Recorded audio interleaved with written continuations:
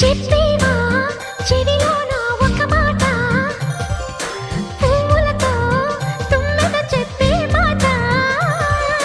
నీ చిరునవ్వు సాక్షిగా తాజ్ మహల్ నాదట, నీ పెదవంచు సాక్షిగా షాజహాను నేనట. నీ తీయని ప్రేమకి నా పెదవే నజరానా, నీ బయటకి నేనిక బానిసనే నెరజానా.